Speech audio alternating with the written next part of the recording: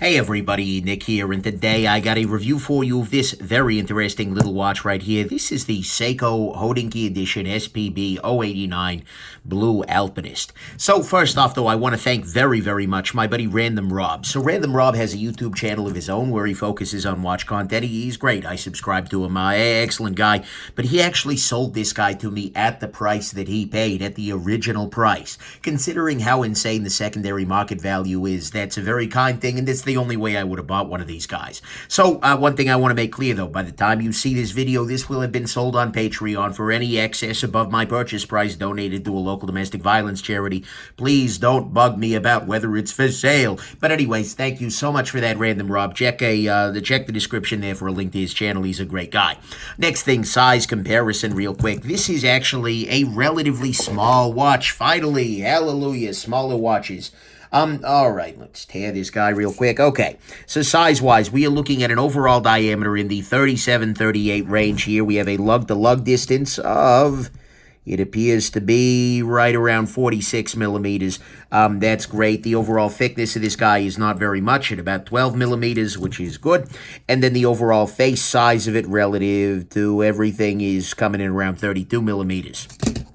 So size-wise, we are in a very reasonable place, and here it is up against another Seiko here. This is the Seiko Samurai.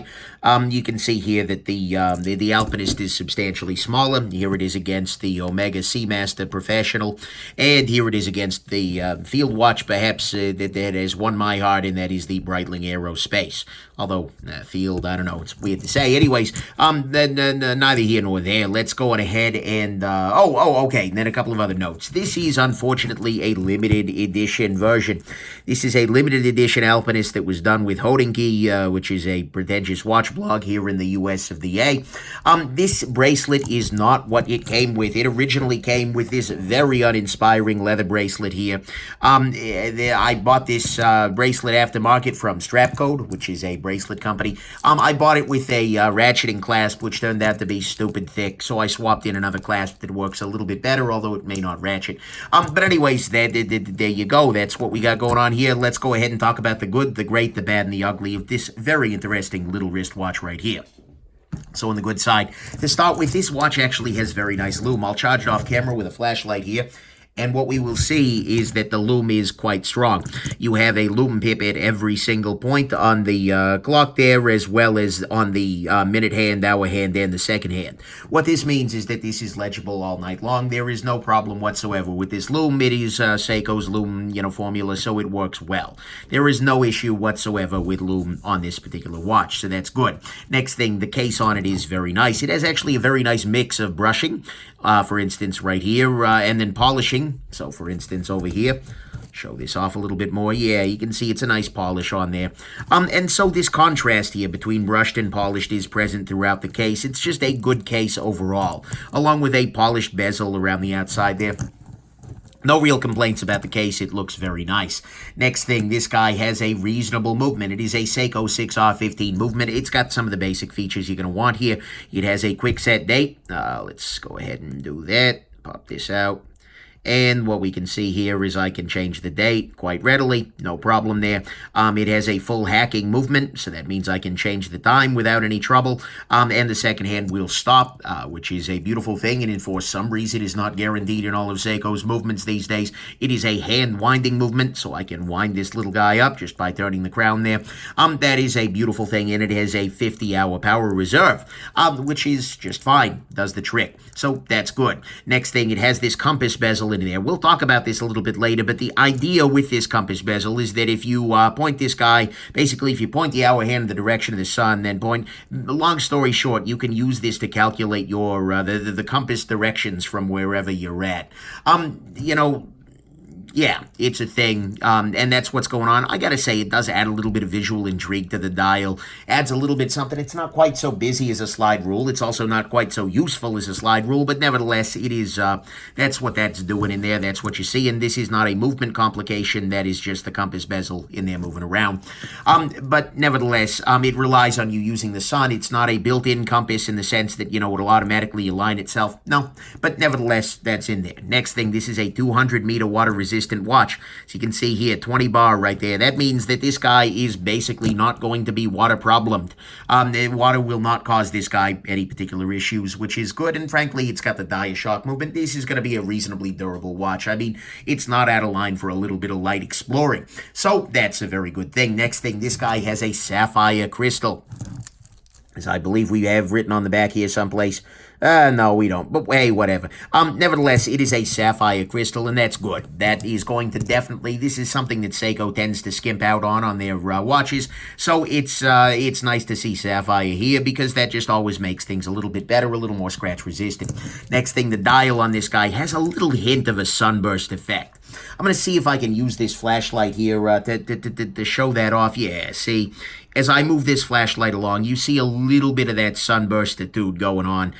Is it super strong? No, not really. You can see they've done some sort of a bead blasting or another to this dial, but there is a little bit of that sunburst in there. And so when this catches the sun in just the right way, it can absolutely be attractive. And so that's something to keep in mind, and it's something I appreciate. So all of that is the good side here. It is dial's got to hit the sunburst, sapphire crystal, 200 meter water resist, a fine movement, good case, and good low. On the great side, I like the style of this guy. Look, the Alpinist is an iconic watch, and it's a beautiful watch. There's a lot to love about it. It's got a bit of an old school cool vibe to it.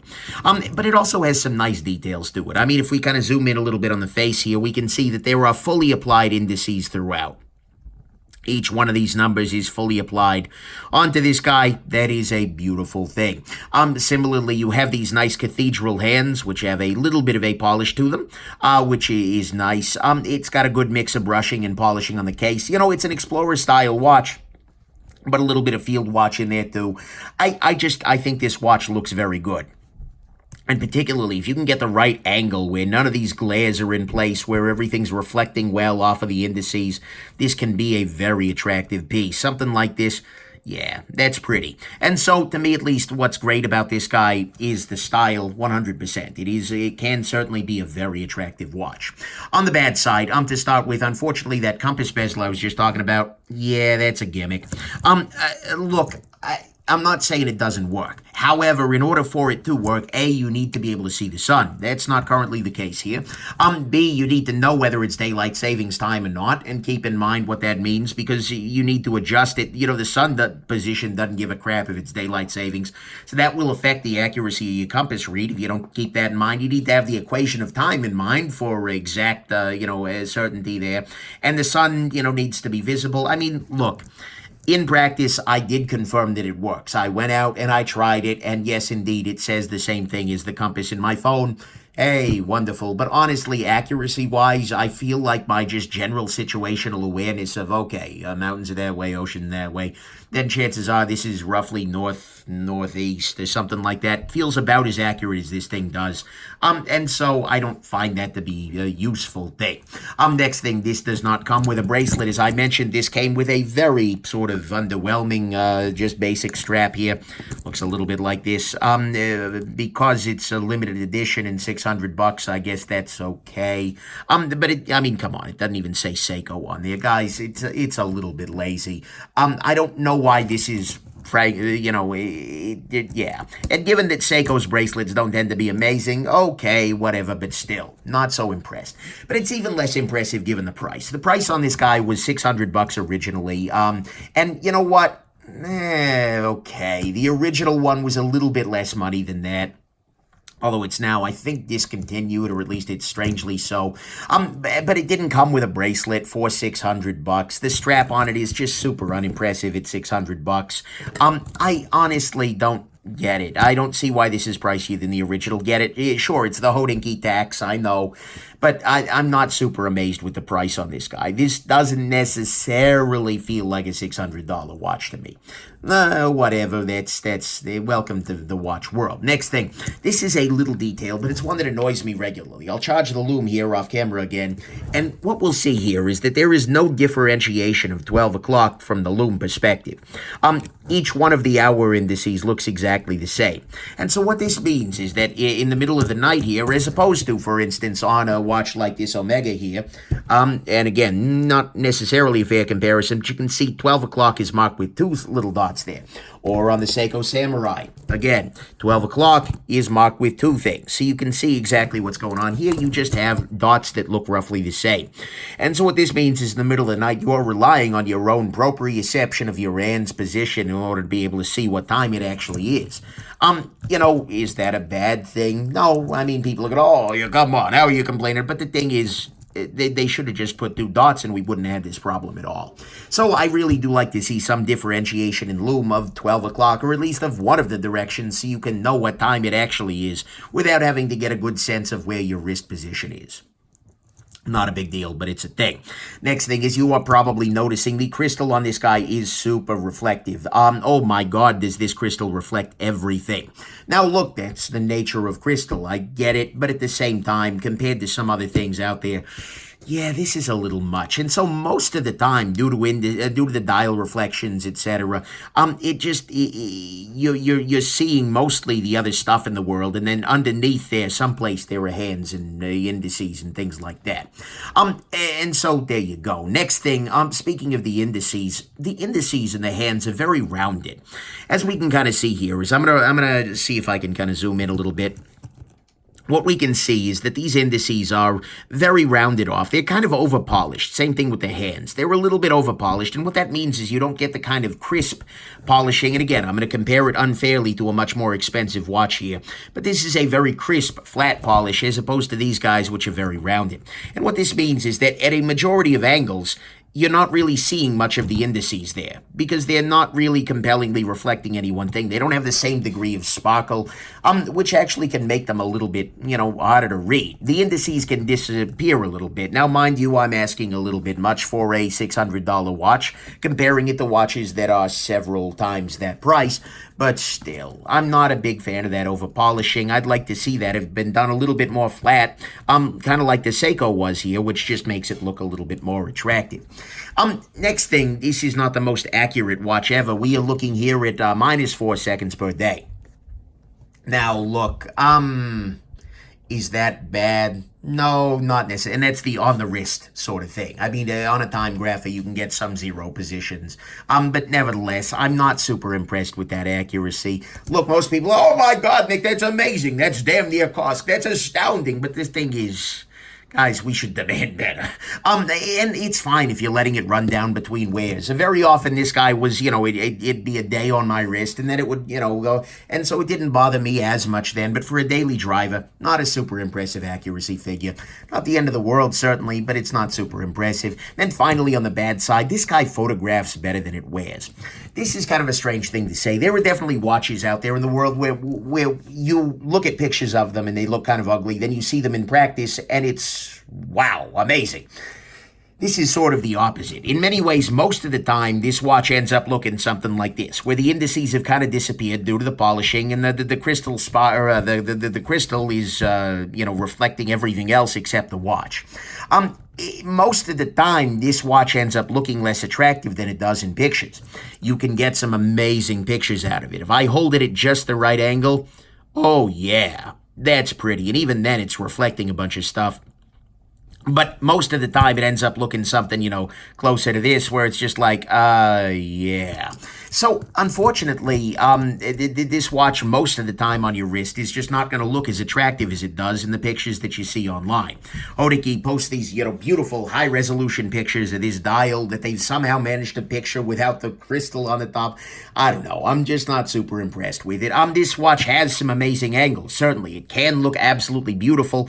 However, most of the angles aren't that amazing, and most of the time, especially when you get any kind of smudging of fingerprints on this crystal, it's just not looking so great. So this is a weird watch that you can make look astounding in photographs and certainly can look very attractive, but most of the time ends up looking a lot less impressive than the pictures you see shared on Instagram. It is an Instagram watch in that way. So there we go. That is the bad to me. Pardon me. It photographs way better than it wears. It is not the most accurate thing ever. The crystal is super reflective. There is no differentiation of the 12 o'clock point in lume. The indices and hands are very rounded and overpolished. The price isn't honestly amazing. It doesn't come with a bracelet. Come on, guys. And the compass bezel is a gimmick 100%. On the ugly front, the limited edition thing.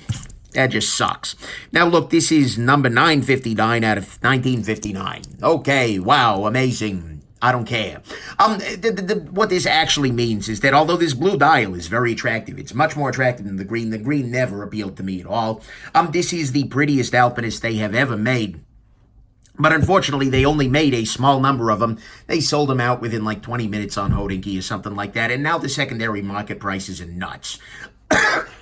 Pardon me. Guys, I'm so sorry. But anyways, I've had like 12 different people message me and ask if I'd sell it. And, okay, at some level, I'm sure I could, make out like a bandit if I wanted to screw people over. But at the same time, they should just make a production blue Alpinist and stop the silliness. A limited edition things are just, I don't get it. It just ends up frustrating me. And I just wish this were a regularly available model so we didn't have to dick around with, you have to check eBay. No, just freaking sell the watch and be done with it. So to me, that's the ugly thing, is that it's a limited edition and that just sucks. The only thing it means is that people won't be able to get them, and when they do, they'll probably get shafted by some guy on eBay. So, there we go. Limited editions suck. Final conclusion. Look, this is a very nice little watch, and this was actually a watch that was in my personal collection for a little while here. And there were good reasons for that. It has very good look, has a reasonable movement, a good durability, nice crystal, and a very nice aesthetic.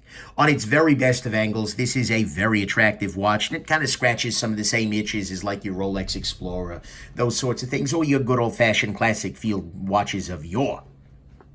Plus, it's got the heritage and whatnot. There's a lot to like about this guy. Unfortunately, the compass bezel really isn't super amazing. Doesn't need to be a thing. The lack of bracelet is not great. The price is not great. It's a little over-reflective in the crystal, a little over-polished on the face, and not super accurate. And it was part of this stupid limited edition thing.